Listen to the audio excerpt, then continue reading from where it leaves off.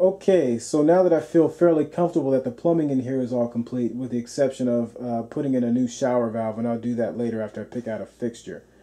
What I've moved on to now is wiring up the GFCI in here and the GFCI upstairs on their own 20 amp circuit. So there's the wiring right there on the floor that's coming from the panel. That's 12 gauge wire for a new 20 amp circuit. And the first thing I had to do was assess the existing wiring in here. So this wire right here powers this GFCI, and then this GFCI powers the GFCI upstairs. And then there's also a line here that I believe runs to an outlet or a fixture somewhere in the kitchen or outside. So I can't just go ahead and rip this wire out here. What I have to do is open this up first of all to see what's going on inside there, and then most likely I'll have to put wire nuts over the wiring that's coming from here into this box and connect it up with the wiring that's going to that outlet or fixture somewhere outside or in the kitchen. The one thing I wanted to point out is that I did create a couple videos for wiring up a circuit when I wired up the circuit in my garage. I don't typically like to make how-to videos unless I feel like I know what I'm talking about, and I felt pretty comfortable with doing those videos. So I'll post links to those two videos and you can check them out and see if they're useful. Okay, so I've taken this outlet downstairs apart so I can take a closer look at the wiring. And my original assumption about how the wiring was installed was incorrect. As you can see here, these two load terminals are covered by this yellow tape. I thought the outlet upstairs was being fed off those two terminals, but it's not. So what's actually happening, as you can see here, these are the line terminals, the hot and the neutral, and they're pigtailed to this wire nut here and here. And the ground wire is also connected up inside the box there. I went upstairs to check that outlet upstairs, and it's also running off the line terminals. So I'm going to go ahead and proceed with taking those GFCI outlets off these wire nuts here and put in the new circuit. Okay, so before I go too far with wiring up these circuits, the one thing I need to check is to make sure that this box is adequate in size to accommodate the new configuration. And at first glance it doesn't appear that it is. So I looked inside the box and it says that it's 18 cubic inches.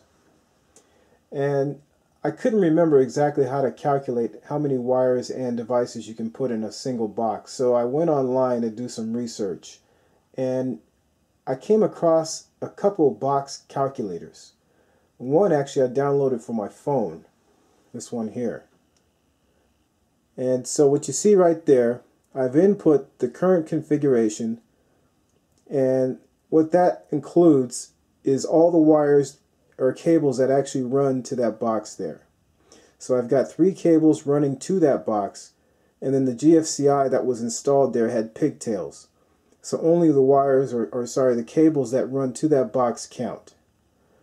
So I have 3 cables times 2 conductors, because there's a hot and a neutral in each one of those cables. So that's 6. So 6 14 gauge. And then I had one device, which was the GFCI. And then my ground, the biggest ground that I had, was 14 gauge. So if I hit calculate, it tells me that the smallest box that I can use is 18 cubic inches. And it also gives me a recommendation on a box. Okay, so here's my new configuration. So I've got 2 12 gauge cables and 2 14 gauge cables. Each one of those has 2 conductors in it, so that's why you see 2 times 2 is 4 for 12 gauge and a 14 gauge. And then one of the devices, which will be the new GFCI, is on the 12 gauge cable. So you see that there. And then the largest ground size down here is 12 gauge. So if I hit calculate, it tells me that the smallest box I can use, it has to be 23 3/4 cubic inches in size. And it also gives me a recommended minimum box size right there, as you see. So What this is telling me basically is that the box that I currently have installed is too small. It's way too small. So I went to Home Depot to take a look around, and the biggest single gang box that I could find was 22 cubic inches.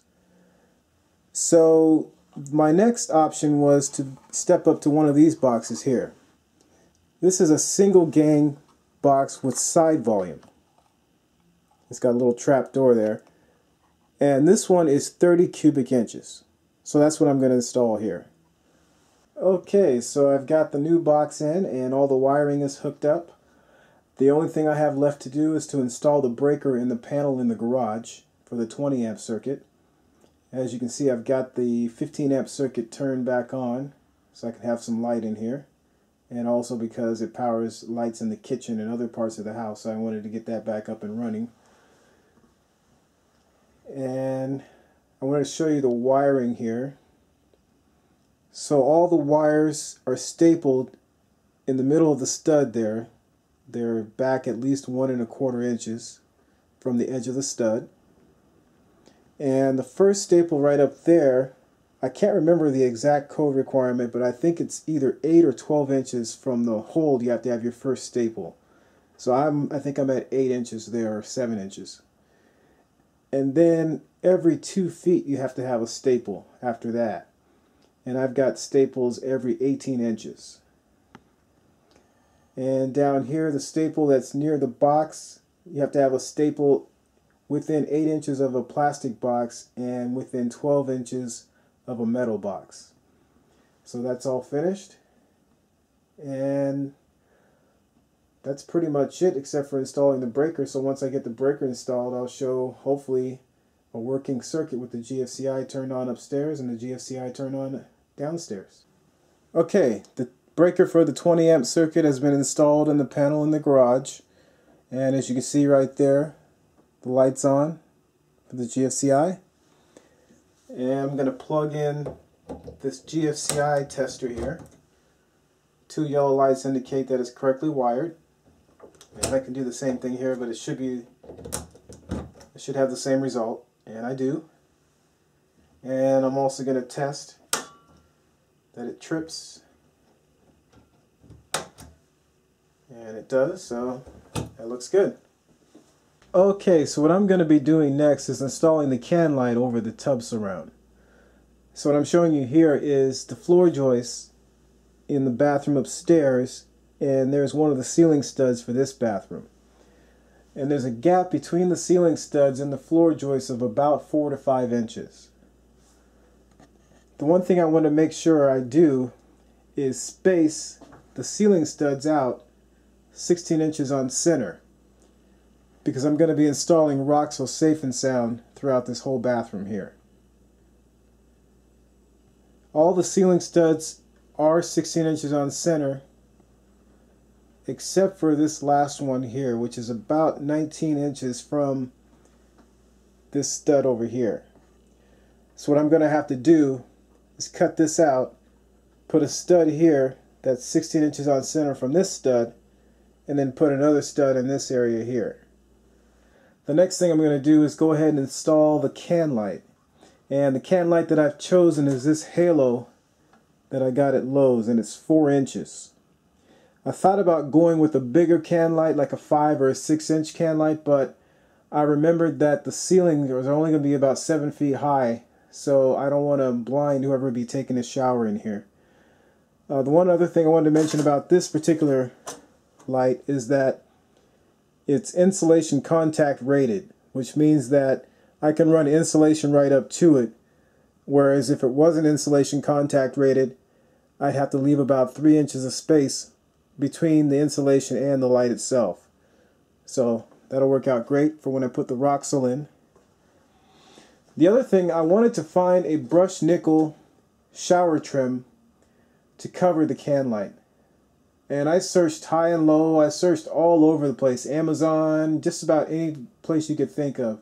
All sorts of lighting websites.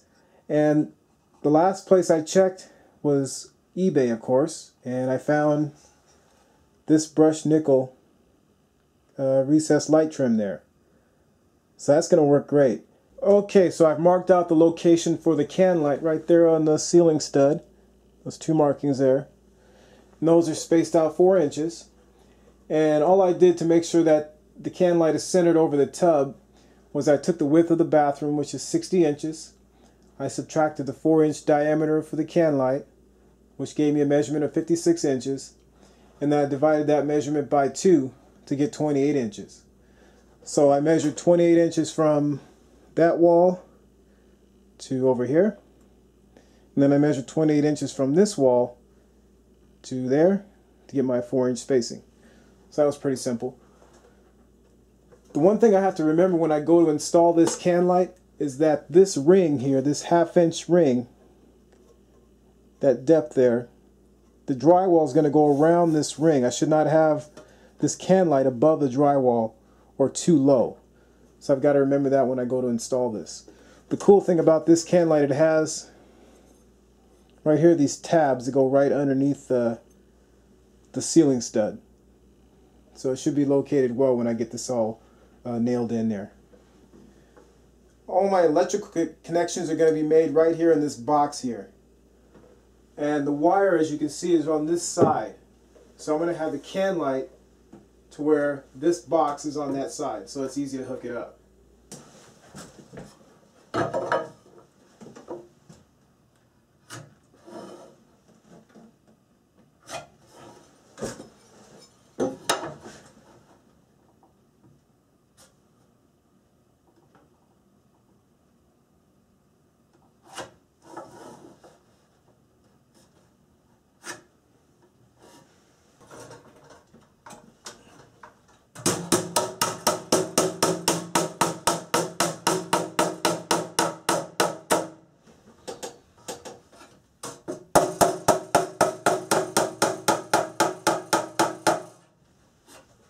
Okay, so the can light's in now, and it's centered fairly well there. Next thing I have to do is just go ahead and run the wire in here, and that's going to come from the existing circuit. I am going to put in a separate switch for this can light, so we can control the light separately from the sconces that'll be over the vanity. The next thing I'm going to do is replace this old crusty bath fan here. And as you can hear there, it's extremely loud and it sounds like it's about to fail any day, so I'm going to get that out of here. And what I'll be replacing that fan with is this Panasonic fan here. And this is the Whisper ceiling fan. Model number is FV-11VQ5. The rating on this fan is 110 CFM, which is much more than adequate for this bathroom. I could have gotten away with a 50 CFM fan in this small bathroom. But I like the fact that the Panasonic fan is also very quiet. It only puts out about 0.3 sones, which is extremely quiet. And I've read online that some people question whether the fan's even turned on because it's so quiet. So that's what I'll be doing here. I'll be mounting that in about the same location as the old fan. The one thing that I had to consider in buying this fan is that it's so big that I had to make sure that it would fit between the floor joists upstairs and between the ceiling joists in this bathroom here. And it should work out just fine. Okay, so I've gone ahead and temporarily wired up the bath fan so I can test it out. So I'm going to go ahead and switch it on. So as you can hear, it's extremely quiet, which is great. And it pulls a lot of air too, so that's going to be nice to have a bath fan that powerful and that quiet in here at the same time. Okay, so I've got the recessed light temporarily wired up, and I've installed the shower trim part way. So what I'm going to do is turn off the main lights in here and turn the recessed light on to check the light output.